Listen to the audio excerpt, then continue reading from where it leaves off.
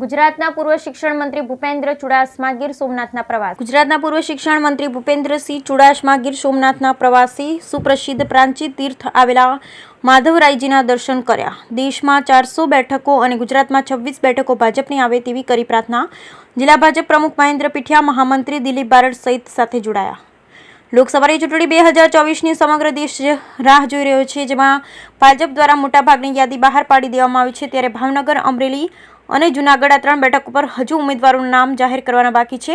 ગુજરાતના પૂર્વ શિક્ષણ મંત્રી અને ભાવનગર, અમરેલી અને જૂનાગઢના પ્રભારી તરીકે નિરીક્ષણ તેમજ મતદારોનો સંપર્ક અને કાર્યકર્તાઓ સાથે મીટિંગ કરી આજકાલમાં આ 3 બેઠકોના નામ પણ જાહેર કરી દેવામાં આવશે. આ સાથે રમૂજમાં તેમણે જણાવેલ કે 3 ઉમેદવારોના નામ તો જાહેર થઈ ગયેલા જ છે. કમળ આખા દેશમાં 2024ની સામાન્ય ચૂંટણીઓ એમાં 400થી વધારે બેઠક મેળવવા માટે અને ગુજરાતમાં ત્રીજી વાર તમામ 26 બેઠકો મેળવવા માટે આખા દેશમાં અને રાજ્યમાં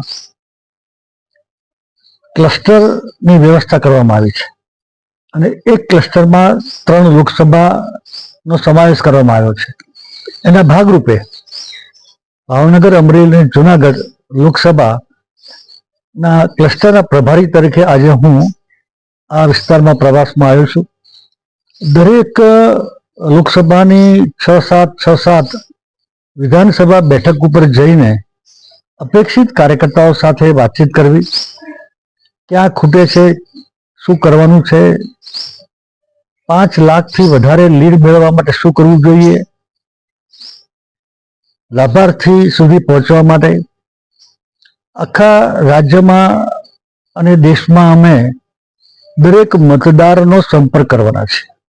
તો એની જવાબદારી આ બધું જ આ ચૂંટણી આજે જાહેર થશે એ પહેલા અમે લગભગ કામ પૂરું કર્યું છે.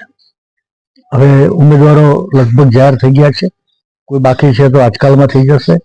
એના ભાગરૂપે અમે અહીંયા આવ્યા છીએ. તો રસ્તામાં ભગવાનના આશીર્વાદ પણ લીધા છે અને એ આશીર્વાદના ભાગરૂપે અમે ગુજરાતમાં 26 અને દેશમાં 400 ને પાર નરેન્દ્રભાઈની જે ઈચ્છા છે આ દેશના વિકાસ માટે.